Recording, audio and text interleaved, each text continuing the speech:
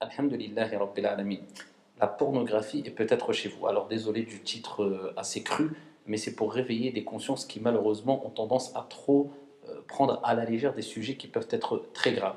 Alors la pornographie ou le visionnage des documentaires, des films pornographiques, malheureusement, eh bien, est devenue chose banale. Alors, chez les adultes, hein, certaines personnes sont même addictes. Combien de plaintes on a eu de personnes eux-mêmes qui disent, qui m'ont dit, même à moi personnellement, je suis addict à la pornographie, au visionnage de ces vidéos-là, etc., etc. Je n'arrive plus à m'en sortir parce qu'il n'a pas pris conscience qu'il ne fallait pas au début ouvrir cette porte-là.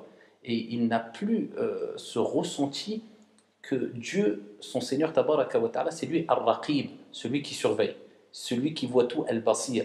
Et c'est lui aussi notre Seigneur qui est As-Sittir, c'est-à-dire celui qui ne cesse de pardonner, de cacher les défauts.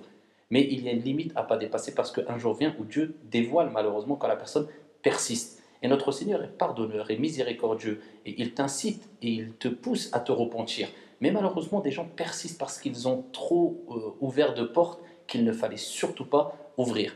Et un conseil à ces gens-là, il faut toujours se rappeler de la parole d'Ibn al-Qayyim, rahmatullahi alayh, quand il disait et lorsque tu te retrouves seul dans l'obscurité, que ton âme t'appelle ou t'appelle à commettre un péché, et honte du regard de ton Seigneur, et dis-lui à ton âme, celui qui a créé l'obscurité me voit. Donc il faut toujours vivre avec cette conscience et cette certitude que Dieu te voit. Mais ce qui nous attriste encore plus aujourd'hui, c'est que la pornographie, le visionnage des documentaires et vidéos pornographiques ont touché même les plus jeunes. Il y a quelques jours, je voyais dans un documentaire ici un professeur qui a écrit un livre même sur le sujet en rappelant que des enfants même de 11 ans, 12 ans étaient addicts à la pornographie.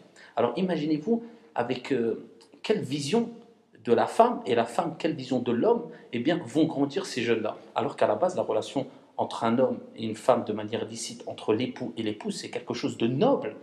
Et ici, il n'y a pas de sujet tabou sur cette question-là. Le prophète en a parlé même dans les détails. Mais à travers ces vidéos mensongères qui montrent une image fausse de la relation ou bien ou des relations entre l'homme et la femme, et même, excusez-moi d'être cru, mais des performances de l'homme et de la femme, c'est du mensonge. Eh bien, il s'invente un monde, l'enfant, et dès l'âge de 11 ans, 12 ans. C'est pour ça que je vous dis, il faut vraiment faire attention. Alors quand je dis que la pornographie peut être chez vous, je veux dire quoi par là? Simplement parce que ces vidéos eh bien, sont très accessibles aujourd'hui à travers Internet. Alors, comme on le sait toutes et tous, dans le net, il y a du bien et du mal. Et parmi les choses mauvaises, très mauvaises, eh bien, il y a le visionnage des vidéos pornographiques, bien que normalement, eh bien, on peut mettre un contrôle parental, etc. Mais aujourd'hui, à travers les publicités, à travers les mots-clés qu'ils mettent sur Internet, etc., c'est incontrôlable.